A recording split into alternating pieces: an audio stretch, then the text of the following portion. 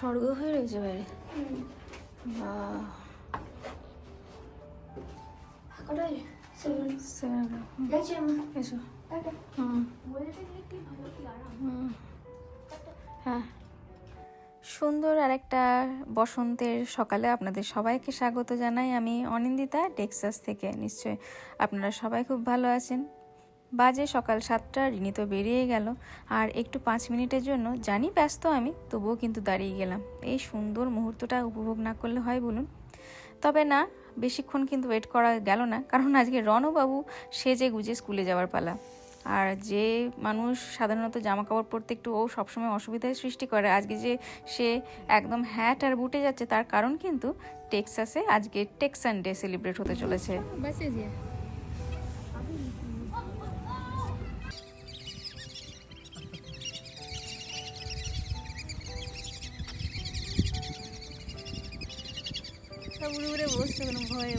বাসে চাপিয়ে দিয়েই দুজনে মিলে বেরিয়ে গেছিলাম। আবার ছোট্ট একটা ওয়াকে ফিরলাম, আর ফিরেই কিন্তু একটু চটপট আজকে রান্না সারার পালা। কারণ ওই যে একটু আগেই বললাম আজকে এখানে টেক্সান ডে, তাই রনর স্কুলে কিন্তু আজকে যাব ওর কিছু পারফরমেন্স দেখার জন্য। আসলে স্কুলে টেক্সান ডেটা সেলিব্রেট হয়, আর তারই সঙ্গে রনর স্কুলের পরে যাব একটু রিনির স্কুলে, কারণ সেখানেও কিছু কাজ আছে আমাদের। তাই তাড়াহুড়োর মাথায় একটা মাছের ঝোল আর ভাত রান্না করেই কিন্তু এরপরে চলুন ছুটবো ওখানে। প্রতি বছরই টেক্সান ডে, বা যেটাকে এখানে গো টেক্সান ডেও অনেকে বলে, আসলে সেলিব্রেট করা হয় টেক্সাসের হিস্ট্রি, কালচার আর প্রাইডকে অনার করার জন্য। এটা কিন্তু কোনো ন্যাশনাল হলিডে নয়, বরং স্টেট লেভেলের একটা কালচারাল সেলিব্রেশন। বিশেষ করে স্কুলগুলোতে কিন্তু ভীষণ জনপ্রিয়। আসলে রিনির কাছ থেকে জানতে পারলাম, যেহেতু এখনও টেক্সাস হিস্ট্রি পড়ছে ক্লাস 7-এ, যে টেক্সাস নাকি একসময় স্বাধীন রিপাবলিক ছিল। টেক্সাস রেভলিউশনের পরে 1836 সালে টেক্সাস মেক্সিকো থেকে আলাদা হয়ে যায়। আর এই ইতিহাসের জন্যই টেক্সাস তাদের স্টেট নিয়ে ভীষণ প্রাউড। অনেক সময় Texan day Texas independence day এর আশেপাশে সেলিব্রেট করা হয়। আর টেক্সাস মানেই কিন্তু হচ্ছে ওয়াইড ওপেন ল্যান্ড, র্যাঞ্চ আর তার সঙ্গে কাউবয় ট্র্যাডিশন। বাচ্চারা আজকে প্রত্যেকেই পায়ে বুটস আর মাথায় হ্যাট পরে আসে, কারণ এটা কিন্তু টেক্সাসের একটা আইকনিক আইডেন্টিটি।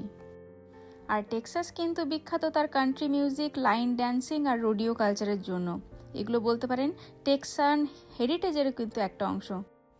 শুধুমাত্র স্কুলের টেক্সট বুকে পড়া নয়, তার সঙ্গে এই যে সুন্দর ড্রেস আপ করে, তার সঙ্গে বিভিন্ন ধরনের ডান্স অ্যাক্টিভিটি এর মাধ্যমে কিন্তু ওদেরকে কালচার শেখানো হচ্ছে। সত্যি লার্নিং কিন্তু এখানে সত্যিই একটা জয়ফুল সেলিব্রেশন।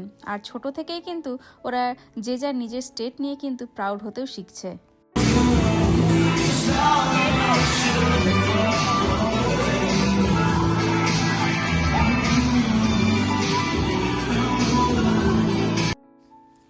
আর তারপরে রনর স্কুল থেকে বেরিয়ে কিন্তু সোজা ছুটেছিলাম রিনিরও স্কুলে। রিনি তো মিডল স্কুলে এখন ক্লাস 7-এ, তবে ক্লাস 7-এ ওদের ইংলিশে একটা স্টোরি পড়ানো হচ্ছে, যেটা কিন্তু একটা মুভি ফর্মও রয়েছে। তো স্টোরিটা যাতে ওদের বুঝতে সুবিধা হয়, সেই কারণে মুভিটা ওদের দেখানো হবে। কিন্তু মুভি তো আর শুকনো মুখে দেখা যায় না, তাই না? তার জন্য পপকর্ন, চিপস, জুস দরকার। তো এইরকম প্রত্যেকটা মুহূর্তে যখনই স্কুলে কোনো মুভি দেখানো হয়, বা স্পেশাল কোনো স্কুলে পার্টি থাকে কোনো ফেস্টিভ্যাল উপলক্ষে, সেটা ক্রিসমাস হোক বা হ্যালোউইন হোক, আমরা প্যারেন্টসরাই কিন্তু বিভিন্ন ধরনের খাবার স্কুলে ডোনেট করি। স্কুল থেকে একটা লিস্ট আসে যে এই খাবার তাদের দরকার, সেই অনুযায়ী কিন্তু আমরা যে যার সাধ্য মতন খাবারটা স্কুলে দিই। এমন কিন্তু নয় যে আপনাকে দিতেই হবে, কেউ দিতে পারে কেউ দিতে পারে না, কোনো অসুবিধা নেই, কিন্তু যারা পারে তারা কিন্তু সবাই ডোনেট করে।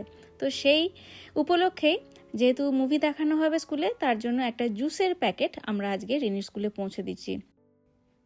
শুক্রবার দিনটা শেষের দিকে প্রায়, তবে না, এখনও কিন্তু শেষ নয়, কারণ এই যে আগামী সপ্তাহটা আসতে চলেছে, তারই খানিকটা ব্যবস্থা করে রাখছি। বানিয়ে রাখছি খানিকটা ধোসার ব্যাটার, কারণ জানি উইকেন্ড এলেই কিন্তু বাড়িতে সেই ধোসা, ইডলি আর উত্তাপামের চল আবার শুরু হবে। তার সঙ্গে তো পরের সপ্তাহটা এখনও স্কুল রয়েছে। রিনি আর রনর স্কুলে স্প্রিং ব্রেক পড়বে, কিন্তু তার আগে কিন্তু একটা গোটা সপ্তাহ এখনও স্কুল হবে। তাই এই ধোসার ব্যাটারটা বানিয়ে রাখলে কিন্তু বলতে পারেন অনেকটাই কিন্তু আমার হাতের কাজ কমেই থাকে, কিছু একটা ওদেরকে বানিয়ে দেওয়া যায়।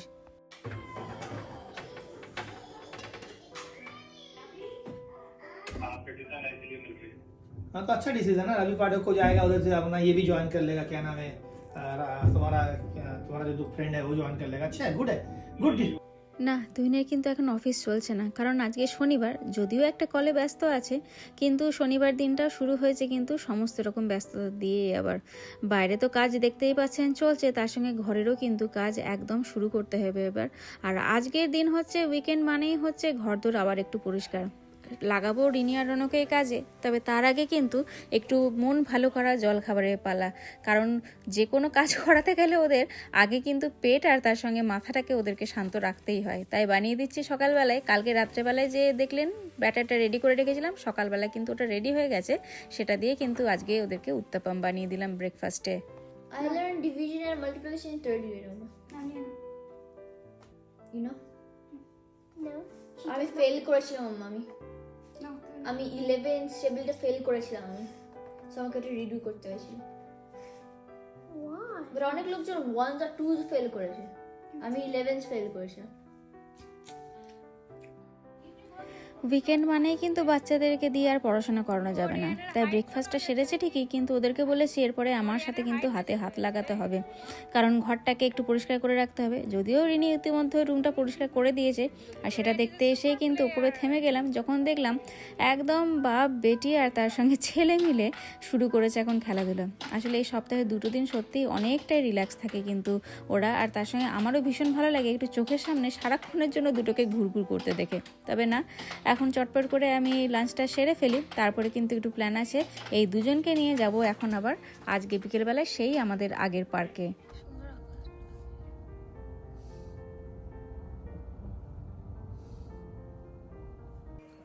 প্রত্যেকবারই যখন পার্কে আসি আর দূর থেকে বসে দেখি যে ওরা খেলছে এরকম, তখন কিন্তু মনে হয় যে এই মুহূর্তটাই জানেন তো জীবনের সব থেকে প্রধান মুহূর্ত। ফোনটা মনে হয় যে ব্যাগে রেখে দিই, কারণ জানি এই সময়গুলো ভিডিওতে যতই ধরি না কেন, বাস্তবে কিন্তু না বাঁচলে কোনো লাভ নেই। তবে এটাও ভাবি যখন ওরা বড় হয়ে যাবে, চলে যাবে নিজের নিজের জায়গায়, কেউ বা কলেজে কেউ বা ইউনিভার্সিটিতে, তখন কিন্তু এইগুলোই আমার কাছে স্মৃতি হয়ে থাকবে ওদেরকে আবার দেখার নতুন করে। সত্যি জানেন তো, মাঝে মাঝে মনে হয় এখন যে জীবনের সেরা বিনিয়োগ কিন্তু হলো এই নির্ভেজাল সময়টা। না টাকা, না বড় বাড়ি, না সোশ্যাল মিডিয়ায় লাইকের সংখ্যা, শুধু এই হাসি আর এই ওদের খেলা আর তার সঙ্গে এই বিকেলগুলো। কারণ বাচ্চারা কিন্তু কেউই আর ছোট থাকবে না, আর এই গোল্ডেন টাইমটা এটাও কিন্তু আর ফিরে আসবে না।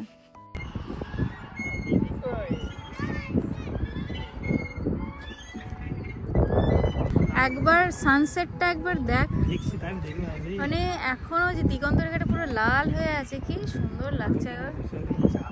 হ্যাঁ, এর পরের দিন যখন আসবো তখন চা নিয়ে আসবো। 1 ঘন্টা স্পেন্ড করলে অনেক বেশি। হ্যাঁ, চা নিয়ে আসবো পরের দিন মনে করে। চা কফি আনবো এসি। চা কফি একটু ইয়ে আনবো, চালুর চপ, একটু মুড়ি মেখে আনবো, হ্যাঁ ফুচকা আর কিছু আছে, হ্যাঁ সব আনবো, সব আনবো, খেতেই আসবো। রেন চলো বাবা। তবে রিনি আসতে চাইলেও রনও কিন্তু আজকাল পার্কে একেবারে আসতে চায় না। তার কারণ কি জানেন? পাড়ায় তো হয়েছে এখন বন্ধু বান্ধবের দল, তাদেরকে ছেড়ে কি আর পার্কে আসা যায়? তবে যেহেতু উইকেন্ডগুলোতে সবাই মোটামুটি কোথাও না কোথাও যায়, দোকানহাট, মন্দির বা যে কোনো জায়গায়, সেই কারণে ওই উইকেন্ডগুলোতে একমাত্র যদি রনকে দেওয়া হয় বাইরে আসার সুযোগ, মানে পার্কে আসার সুযোগ, তখন কিন্তু আর না করে না। আর দেখুন এসে কিন্তু একের পর এক অ্যাক্টিভিটি করেই চলেছে। সত্যি একটু বাচ্চারা যদি না ঝোলে, একটু যদি না দৌড়োয়, কি করে বড় হবে বলুন তো?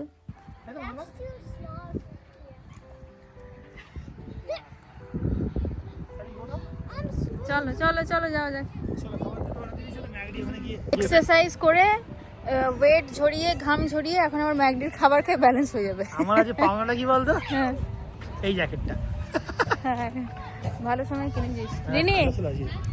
বলছি এতক্ষণ ধরে এক্সারসাইজ করে, ঝাপাঝাপি করে, ক্যালোরি লুজ করে, এরপর আবার ক্যালোরি গেইন করতে যাচ্ছিস ম্যাগডিতে, তাই তো? ব্যালেন্স হয়ে যাবে, তাই তো রিয়ান? চলো। এই গাড়ি এখানে আছে, কোথায়?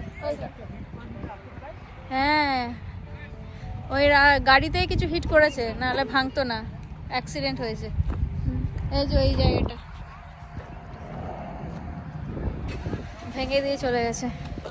চলো যাওয়া যাক। রিনে পেছন দিকটা দেখ, এরকমই আমি, ভাই আর বাবা এসেছিলাম একবার, তুই ছিলি না তখন, গাড়িটা বার্থডেতে গেছিলি, ঠিক এইরকমই ছিল সন্ধ্যাবেলাটা। এত সুন্দর পেছনের ইয়েটা, সানসেটটা। পছন্দের খাবার আর তার সঙ্গে পছন্দের টিভি শো দিয়েই কিন্তু আজকের দিনটা শেষ হলো। তাহলে চলুন আজকের মতন ব্লগটা তাহলে এখানেই শেষ করলাম। কেমন লাগলো ব্লগটা সেটা তাহলে অবশ্যই কমেন্ট করে জানাবেন। ভালো লেগে থাকলে অন্যদের সঙ্গে শেয়ার করে আমাদের চ্যানেলটাও সাবস্ক্রাইব করে নেবেন। আপনাদের সবার সঙ্গে আবার দেখা হচ্ছে। ভালো থাকবেন, সুস্থ থাকবেন।